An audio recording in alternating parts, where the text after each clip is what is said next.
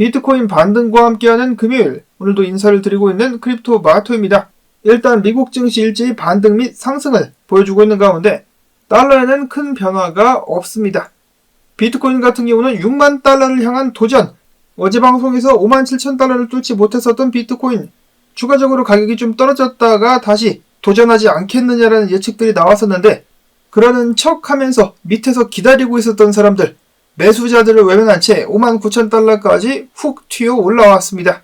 조만간에 앞자리를 다시 6자로 바꿀 수 있기를 바라보고 이더리움 같은 경우도 힘을 좀 내주면서 2,588달러에서 거래가 진행 중인 상황입니다. 다음으로는 미국의 주간 실업수당 신규 청구 건수가 발표가 됐는데요. 저번 주에 대비 17,000여 건 적은 숫자가 발표가 되었다. 예상치를 하회했지만 문제는 지속적인 청구 건수가 2년 8개월 만에 최대치에 달했다라는 것인데요. 저번 주 동안에 예상만큼 많은 사람들이 일자리를 잃지는 않았었지만 반면에 많은 사람들이 새로운 직장을 구하는데 어려움을 겪고 있다는 것을 알 수가 있겠습니다. 테넥스 리서치의 설립자 마커스 틸레는 미국의 시민들이 위기를 겪고 있는 상황이다라는 평가를 하기도 했었는데요. 미국 시민들의 6월 총 대출 잔액은 89억 달러가 증가를 했다. 이는 그나마도 다행인 것이 지난 5월 증가치보다 적으며 시장 예상치를 하회하는 액수이긴 하나 반면에 학자금 및 자동차 대출을 포함한 비회전 신용은 106억 달러 증가해 1년 만에 가장 큰 폭으로 늘었다. 또한 엄청나게 신용카드 빚을 많이 지고 있는 미국 시민들, 이에 대한 연체율 또한 증가하고 있다고 하는데 2분기에 90일 이상 신용카드 연체 비율이 10.93%로 2012년 1분기 이후로 최고를 기록을 했다. 이를 보았을 때 너무나 쉽게 미국의 가계 재무 상태가 악화되고 있음을 알 수 있다라고 하는데 이러한 상황은 비트코인이 앞으로 상승할 것이다라는 긍정적인 전망에 장애물이 될 수가 있다라는 것이죠. 불장으로 화려하게 치닫기 위해서는 시작은 기관들이 하되 또 개미들이 달라붙어가지고 화력을 지원을 해주는데 개미들이 돈이 없다라는 것이죠. 그래서 많은 자금들이 암호화폐 시장으로 흘러 들어오는데 제약이 될 것이다라고 그는 평가를 했습니다. 또한 미국 선거를 둘러싼 불확실성, 둔화되는 미국 경제, 그리고 약화되는 인공지능 열풍이 암호화폐 시장에 리스크가 될 것이다라는 평가 또한 덧붙였습니다. 그리고 사실 이러한 상황 같은 경우는 비단 미국뿐만 아니라 다른 나라들도 비슷비슷하죠. 일반 서민들은 돈이 없어가지고 힘든 상황이 이어지고 있는 가운데 조만간에 미국을 비롯해가지고 각국의 정부들이 다시 한번 돈을 풀지 않겠느냐라는 그나마 기대감 나와주고 있습니다. 자, 한편 비트코인의 펀더멘털은 시간이 갈수록 강해지고 있는데 러시아의 푸틴이가 이번에 러시아에 대해서 암호화폐 채굴 합법화 및 시범적으로다가 암호화폐를 국제 결제에 사용하는 것을 승인하는 법안에 서명을 했습니다. 사실 암호화폐 채굴 같은 경우는 먼저 캐내는 사람이 임자 아니겠습니까? 그래서 비트코인이 나날이 강력해지고 있는 가운데 이러한 조치는 꽤 현명하다라는 생각이 듭니다. 러시아 내에서 법인과 개인 사업자 같은 경우 등록을 한 후에 암호화폐를 채굴할 수 있지만 에너지 소비 한도를 초과하지 않는 개인 투자자들 같은 경우는 등록을 하지 않고도 채굴을 시행할 수 있습니다.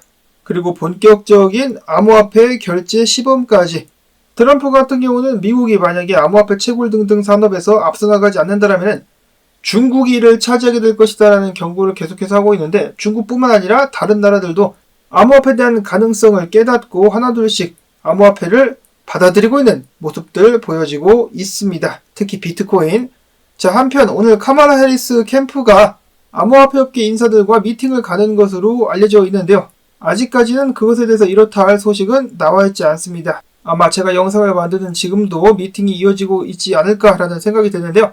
결과가 나오게 된다라면은 나중에 또 영상을 통해서 혹은 커뮤니티 게시판을 통해서 여러분들께 소식을 전달을 해드리도록 하겠습니다.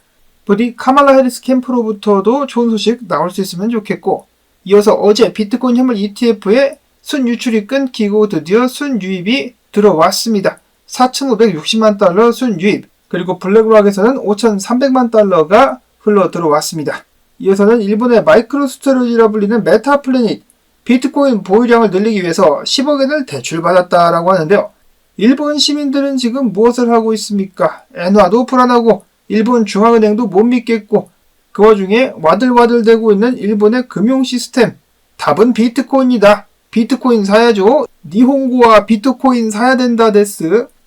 이어서 비트코인이 반등을 좀 보여주고 있는 가운데 반갑게도 코인베이스 프리미엄이 돌아왔습니다. 미국 내에서 기관들 및 비트코인의 수요가 상승하고 있다라는 코인베이스 프리미엄. 한편 스왑글로벌 공동창업자에 따르면 지금 비트코인이 반등하고 있는 가운데 비트코인 가격 밑자락에서 사람들이 입을 쩍 벌리고 기다리고 있다. 막대한 저점 매수자들이 기다리고 있다라고 밝혔는데요. 코인베이스를 기준으로 봤을 때 그들은 49,000달러 아래에서 매수하기 위해서 속된 말로 아가리를 쩍 벌리고 있다라고 하는데 그 숫자가 꽤 많다라고 합니다. 비트코인은 추가적인 하락을 기대를 했었으나 지금 비트코인은 선방을 해주고 있죠. 결국은 닥쳤던 개꼴이 될 수 있기 때문에 이 사람들도 지금부터라도 분할 매수를 좀 하는 것이 낫지 않을까. 이어지는 비트코인의 분석, 로만 분석가 같은 경우는 첫 번째로 S&P 500 차트를 보면서 최근 하락 때문에 많은 사람들이 비명을 지르며 오도방정을 떨고 있지만은 실상은 상승 추세조차 무너지지가 않았다라는 것이죠. 고점과 저점은 여전히 올리고 있는 상황 속에서 올라가고 있는 상황 속에서 상승 다이버전스도 나오고 있기 때문에 지속적으로 추가적인 상승이 예측이 된다. 강세가 이어질 것이다 라고 이야기를 한 가운데 이는 비트코인에게도 긍정적인 영향을 미칠 것.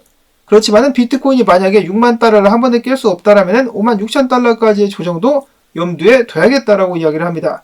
그 후에 다시 상승을 이어갈 것이다. 과연 비트코인은 6만 달러대 저항을 한 번에 뚫을 수 있을 것인가? 뚫는 것이 문제가 아니라 엉덩이를 붙이고 안착을 해야 되겠는데요. 일단 비트코인 주봉 보시면은 어마어마합니다. 엄청난 꼬리를 말아 올리고 있는 비트코인. 이때 당시 수많은 사람들이 비명을 지르면서 손절을 쳤었으나 보란듯이 다시금 반등해주고 있는 비트코인. 렉트캐피탈 분석가가 보고 있는 채널 안으로 다시 한번 고개를 들이밀고 있습니다. 올라와가지고 밑으로 내려가면서 살짝 조정이 있을 수 있겠지만은 채널 위에서 안착을 해준다라면은 다시금 채널 상단까지 상승을 이어갈 수가 있겠죠. 그와 동시에 지금 무엇이 다가오고 있습니까? 59,415달러부터 62,550달러 사이에 있는 CME 갭, CME 갭을 메꿔버리려고 비트코인이 올라가게 될 수가 있겠다라는 것이죠. 다시 한번 분위기를 살려보고 있는 비트코인. 불과 일주일 만에 다시 한번 분위기가 뒤집어지고 있는데요. 마지막으로는 희망회로 차트 또 하나 보도록 하겠습니다. 역사적으로 봤을 때 비트코인이 고점을 찍은 후 800일 동안 하락장 및 조정이 마무리가 되며 800일 후에 본격적인 상승이 시작이 되었었다. 이번에도 거의 800일, 지난 고점 찍은 이후에 800일에 거의 다다라가고 있는데 조만간에 슈퍼 떡상이 한번 시작될 수 있지 않겠느냐. 오늘도 꿈과 희망을 싣고 빙글빙글 돌아가고 있는 희망회로 그것이 꼭 현실이 될 수 있기를 바라봅니다. 다음으로 이더리움 현물 ETF 같은 경우 어제 순유출이 기록이 되었습니다. 2,370만 달러. 여기서 블랙락 같은 경우는 순유입이나 유출이 없었다라고 하고요. 그리고 이더리움 같은 경우도 비트코인과 마찬가지로 나름 반등을 해주고 있는데 저항에 맞부딪힌 상황. 이더리움도 비트코인과 마찬가지로 해당 저항 뚫고 올라가서 안착할 수만 있다라면 추가적인 상승 기대를 해볼 수가 있겠습니다. 한편 이러한 소식도 들려왔는데요. 고래 한 마리가 50여일 만에 이더리움을 손절쳐가지고 1257만 달러 손실을 봤다라는 소식입니다. 그는 매집해서 들고 있었던 이더리움을 최근에 가격 폭락이 나오자 멘탈이 나가면서 바로 손절을 침으로써 엄청난 손실을 겪게 되었다라는 것인데요. 덩치는 고래지만은 멘탈은 꼴뚜기가 아닌가. 이더리움에 대한 신뢰가 이렇게 약하다니. 다음으로 솔라나 관련해가지고 많은 사람들이 기대를 하고 있는데 브라질에서 솔라나 현물 ETF가 승인이 되었습니다. 출시를 한 것이 아니라 승인이 되었다. 그래서 브라질 증권거래소에서 거래가 시작될 예정이라고 합니다. 자, 과연 미국에서도 솔라나 현물 ETF가 승인될 수 있을 것인지. 이어서는 톤코인. 제가 얼마 전에 이런 기사를 본 적이 있었는데 톤코인은 절대로 바이낸스에 상장되지 않을 것이다. 근데 틀렸죠. 톤코인이 바이낸스에 상장이 되었다는 소식 나왔습니다.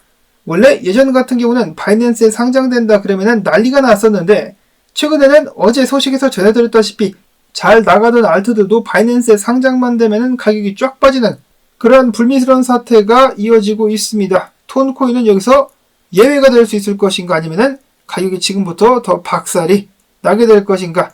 한편 톤코인 같은 경우 생태계는 지속적으로다가 발전을 하고 있다는 소식 계속해서 나오고 있습니다. 마지막으로는 속보라고 나와 있는데 사실 속보는 아니고요.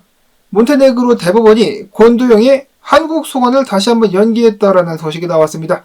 검찰 측의 요청을 받아들인 것이겠죠. 당연히 전혀 놀랍지 않은 그런 소식이긴 한데요. 기자님께서 한글 표기를 하실 때 좀 더 주의하셔야 될 것 같다라는 생각이 드는 것이 몬테네그로가 아니라 몬테니그로라고 되어 있죠. 이거 잘못 읽으면은 흑인들 앞에서 잘못 읽으면은 바로 총 맞는 수가 있겠습니다.